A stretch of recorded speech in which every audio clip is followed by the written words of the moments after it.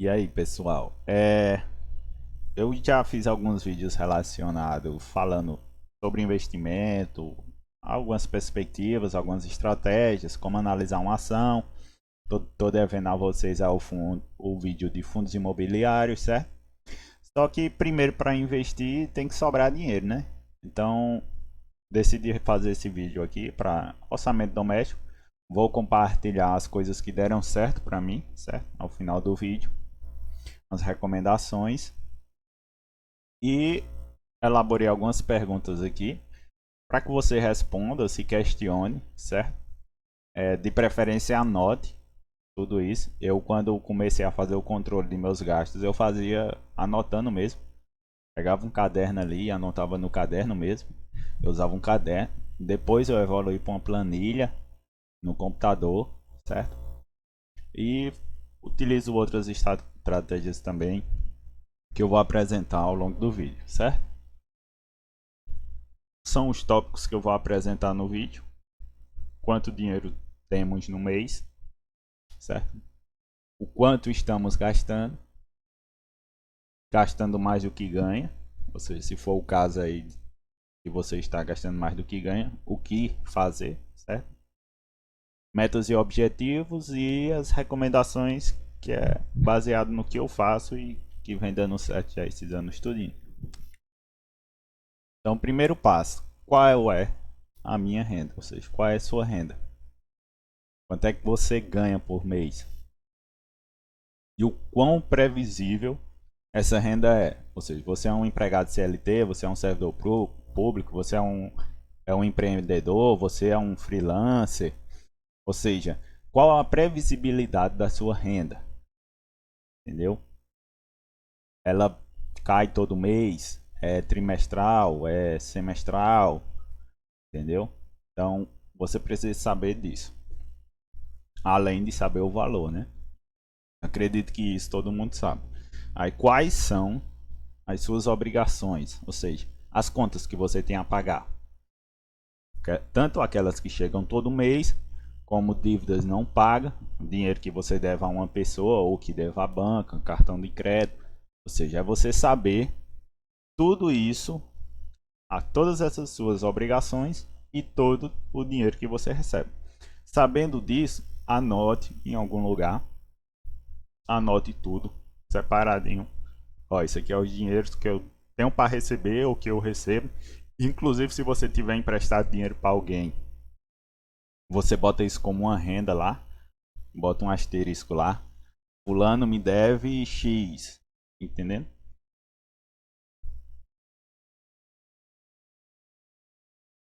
Aí a pergunta que eu quero deixar aqui nesse slide é o seguinte: se seu salário fosse cortado em 30% hoje, vamos supor aí que você seja um empregado e seu chefe disse, ó, a gente tá na pandemia, não tá recebendo, para não demitir vocês.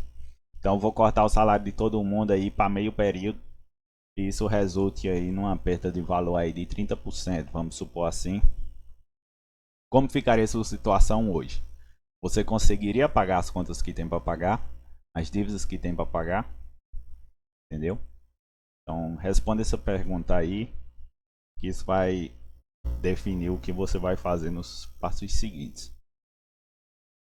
O quanto estamos gastando? Ou seja, o quanto eu estou gastando todo mês? Se faça essa pergunta, o quanto eu estou gastando todo mês? Não só se faça essa pergunta, faça as contas. Anteriormente você não anotou todas as obrigações que você tem a pagar e todas as entradas, ou seja, todas as fontes de renda que você tem. O, o que eu ganho cobre meus gastos? Ou seja, você está com saldo positivo ou com saldo negativo? Está entrando mais dinheiro ou está saindo mais dinheiro? Quais desses gastos são realmente necessários? Ou seja, todos aqueles gastos ali que você anotou de contas a pagar, dívidas a pagar, quais daqueles gastos são realmente necessários, certo? Eu peguei uma pirâmide que ela é famosa, pirâmide de necessidade de Maslow, eu não sei como fala o nome desse cara direito, eu acho que é Maslow, que ela apresenta as necessidades de nós como seres humanos, certo? E a prioridade que a gente tem que dar a cada uma delas. Basicamente é isso.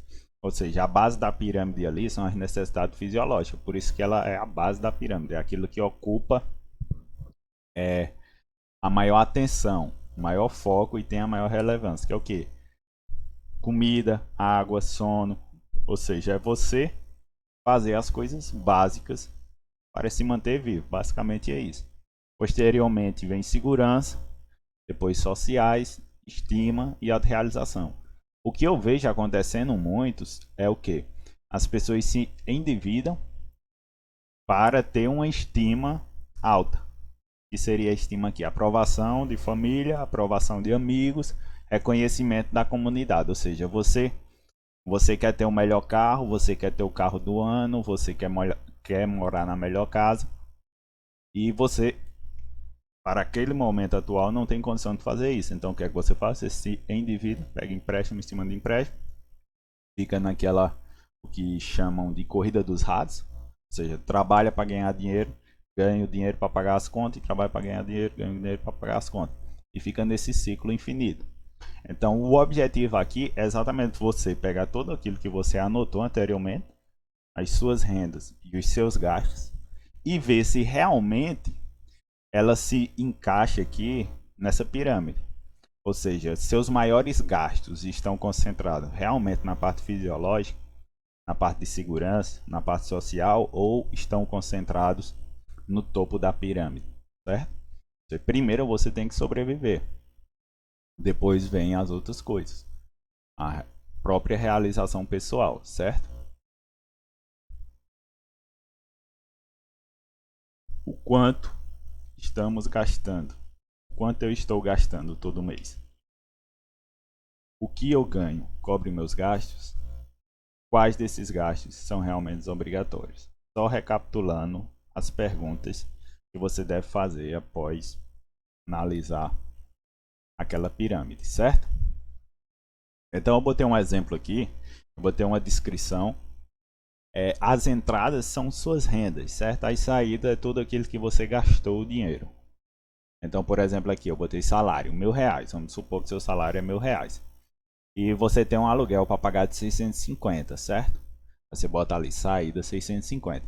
E o que são esses R$ 500 de entrada? Vamos supor o seguinte, que você tem uma casa própria, só que por motivos de trabalho você precisou se mudar, certo? E essa casa própria que você tinha, que você não mora mais nela, você alugou ela. Então você está ganhando dela aí R$ 500, certo? De aluguel, porque você alugou alguém lá e a pessoa está pagando todo mês para você R$ 500. Porém, você não ia comprar outra casa porque você já tem uma. Então, nesse local que você está morando, devido ao trabalho, você paga 650. Então, você pode anotar dessa forma, como pode anotar separado também. Aluguel que eu recebo, aluguel que eu ganho. O importante é você separar bem as coisas, certo? Feira, por exemplo, aqui, 250 eu botei aqui tipo o vale alimentação, digamos assim. E feira saída. Feira saída é o que de fato você gastou com a alimentação naquele mês, certo? E aí vem outros gastos aí que eu botei só por questão de exemplo. Cartão de crédito, gasto com casa, gastos pessoais, certo? Aí você vai somar aqui todas as entradas. Somou. Deu um determinado valor. No exemplo aqui, 1.750. Somou todas as saídas aqui. Deu um valor 2.150. Então agora o que é que você faz? A coluna A aqui menos a coluna B. Ou seja, todas as entradas, subtrai todos os gastos. Deu positivo ou negativo. No exemplo aqui, deu negativo, menos R$ 400. Isso quer dizer o quê? Que o que você ganha não está dando para pagar a conta. Então esses menos R$ 400 está saindo de algum lugar. Seja cartão de crédito, seja empréstimos, dinheiro emprestado, de algum lugar esse dinheiro está saindo, certo? Então, qual é o próximo passo? O que eu posso fazer para reduzir ou cortar? O que eu poderia cortar aqui nessa planilha ou reduzir de alguma forma para que eu não feche um mês negativo? Eu, por exemplo, cortaria o quê? Gastos não essenciais. No caso ali dos gastos pessoais. O que foi que deu R$ 600? Foi festa? Foi churrasco? Foi balada? Ou seja, por que eu tive um gasto tão alto?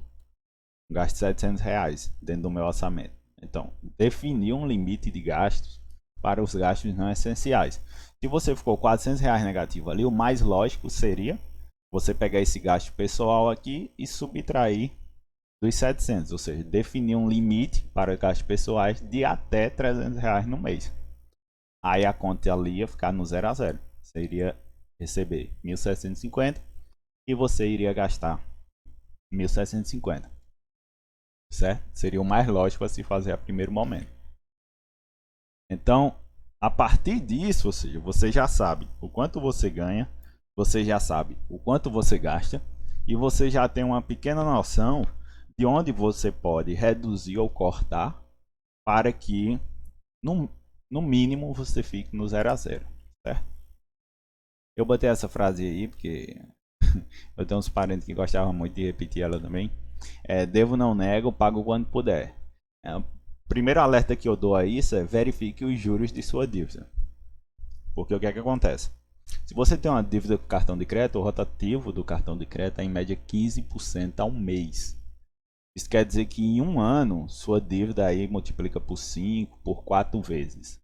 Ou seja, se você tinha R$ 1.000 de dívida, ao final daquele ano, você vai estar devendo 4, 5 mil reais, certo?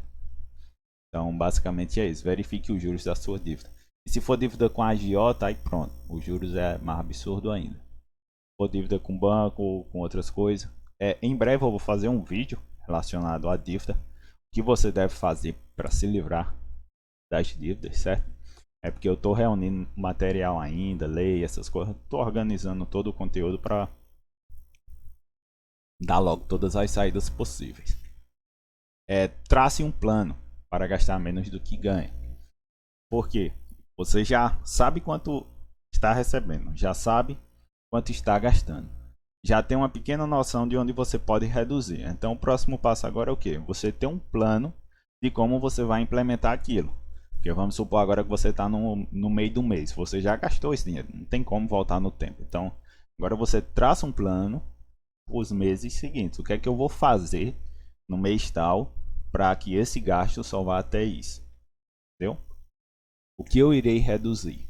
É isso que você tem que responder. O que vai ser reduzido? Se eu reduzir isso em X reais, foi o exemplo que eu dei lá, você reduzir os gastos pessoais nos mesmos R$ 400 que você ficou negativo. Em quanto tempo eu acerto tudo? Naquele exemplo hipotético que a gente deu, bastava um mês, certo? Teoricamente, bastava um mês. Por quê? Porque se você já tiver no final do mês agora, você já está devendo R$ 400 para alguém. Então, no mês que vem, ficar no 0 a 0 não paga esses R$ 400 que você ficou devendo no mês passado. Então, de alguma forma, você tem que reduzir além dos R$ 400 para conseguir pagar esses que ficou no passado, certo? E se não aparecer novos imprevistos. Então, tudo, por isso que é bom ter as coisas anotadas, porque aí você vai saber até onde você pode ir em determinadas coisas. Defina claramente valores e datas. O que muita gente faz é anota lá os gastos, anota lá as receitas. Ah, legal, ó, tô devendo isso, não sei o que. Não, eu vou reduzir, mas não tem um plano definido, ou seja, eu vou reduzir quanto, eu vou reduzir aonde e eu vou reduzir até quando, tá entendendo? Ou seja, para pagar aquela dívida de R$ 400 do exemplo que foi usado anteriormente, você precisaria fazer sobrar no mês seguinte mais de R$ 400 para ir abatendo essa dívida de R$ 400 que você já tem do mês anterior. Então, no mínimo aí 4, 5 meses. Vamos supor que você faça sobrar, abre aspas, R$ 500 no mês seguinte, certo?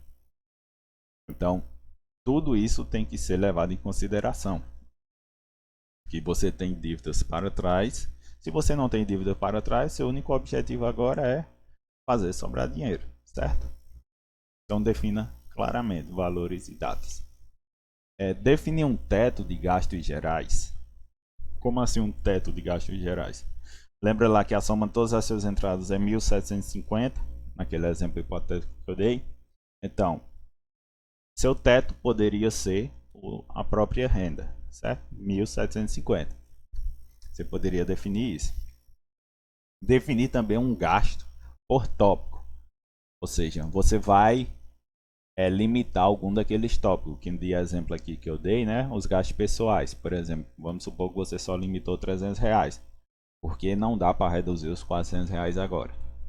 Vamos supor isso, certo? Aqui são só exemplos baseados naquele exemplo hipotético que eu dei, certo?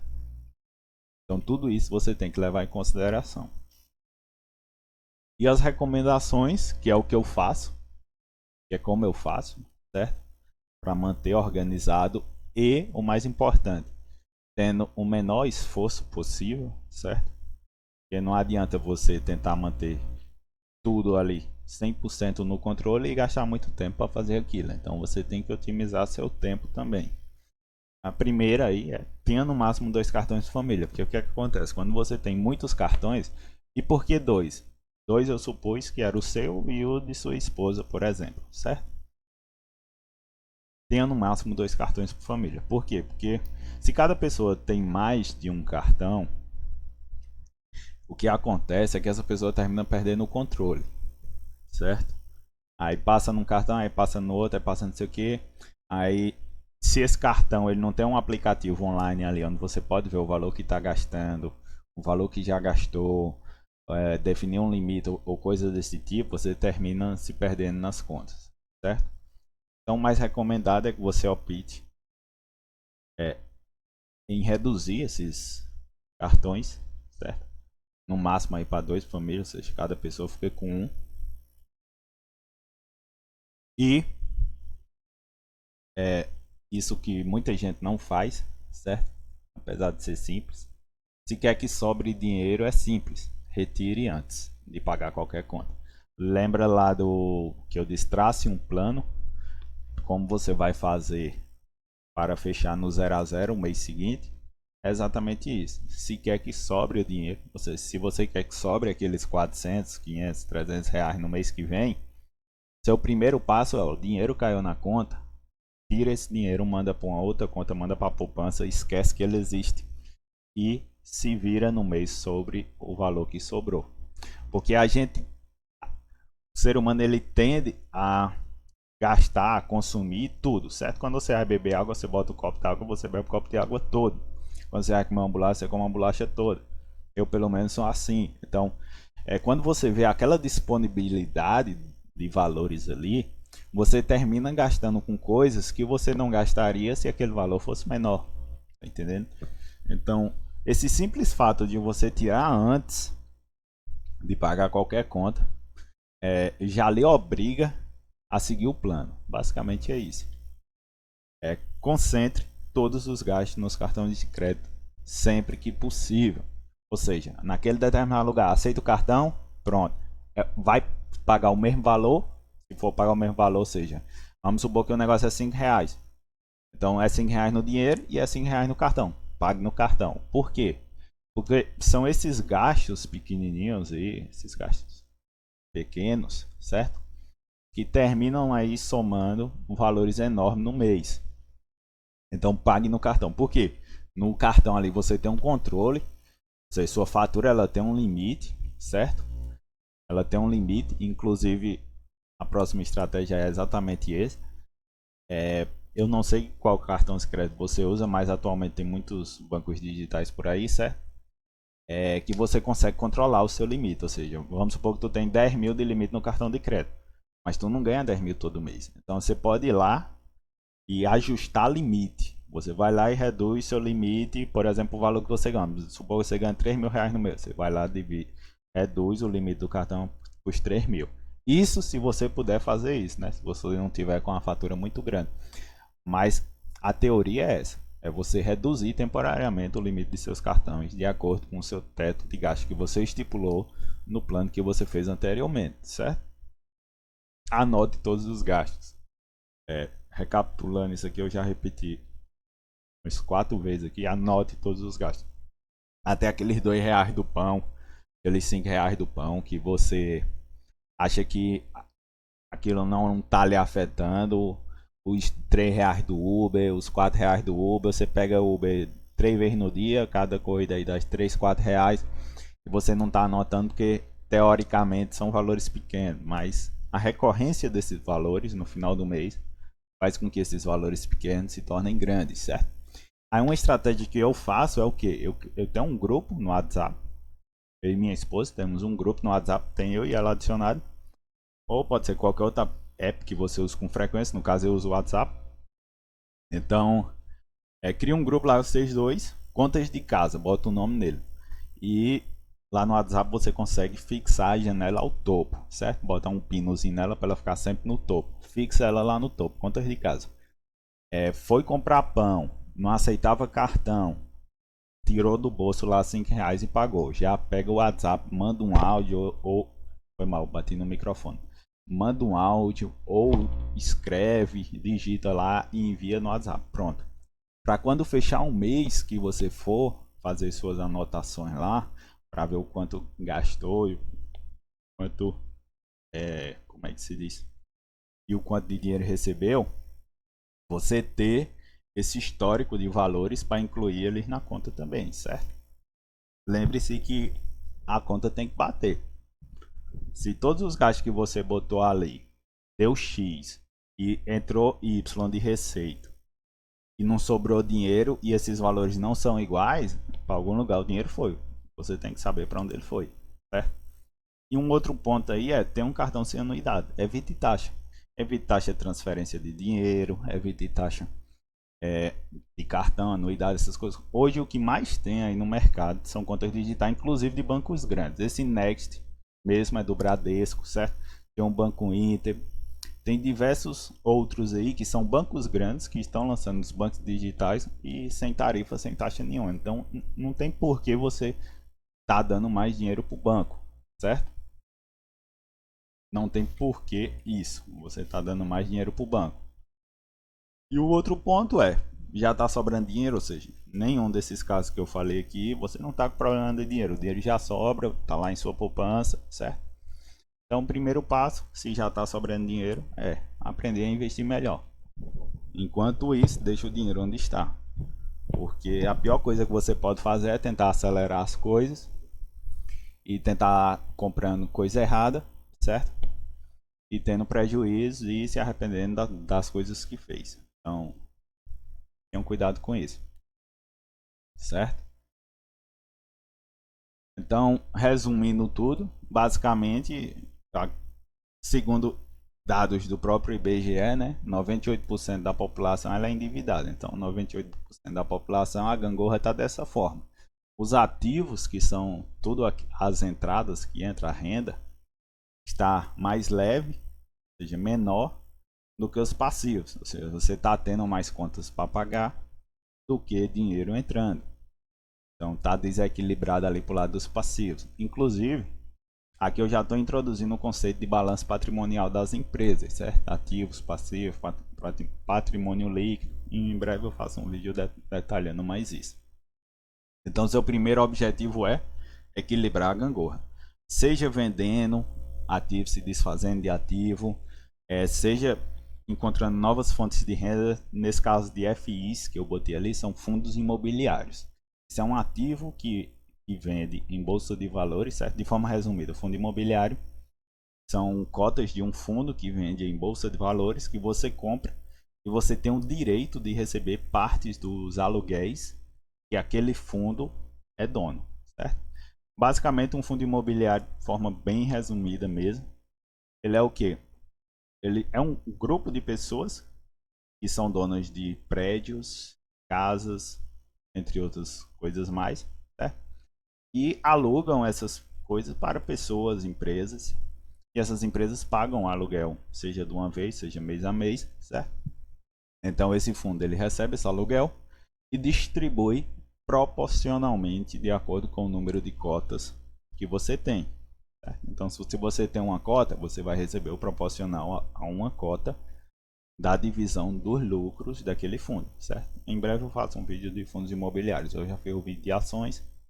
E o passivo, corta onde der para cortar, reduz onde der para cortar. O primeiro objetivo é equilíbrio.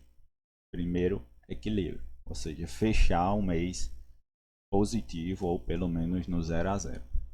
Para posteriormente você desequilibrar a gangorra para o lado favorável, que é o que?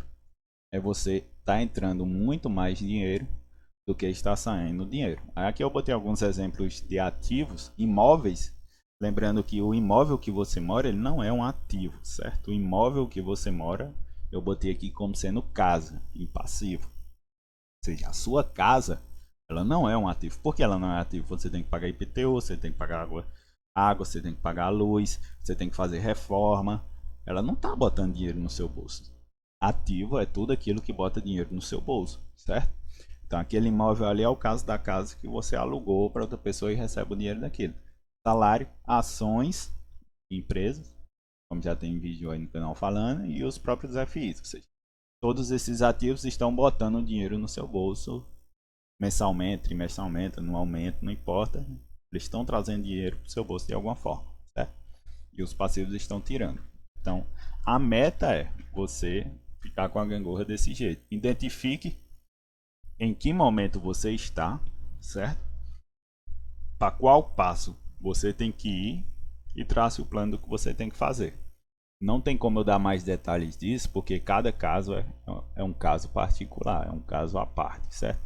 Cada pessoa gasta de um jeito, cada pessoa tem um tipo de família, tem um tipo de gasto, mora num determinado lugar, tem determinadas especificidades, certo?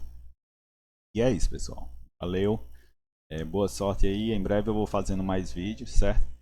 Detalhando mais outras dicas. O vídeo que eu estou devendo até o momento é de fundos imobiliários e os das dívidas. O que fazer quando você tem uma dívida muito alta ou quando você tem dívidas de forma alguma? Qual o melhor fazer? Como calcular isso, certo? Para saber qual se livrar primeiro, entre outras coisas mais. Valeu! E se esse vídeo lhe ajudou de alguma forma e você sabe que vai ajudar outra pessoa, compartilhe com essa outra pessoa também, certo? Compartilhe o conhecimento.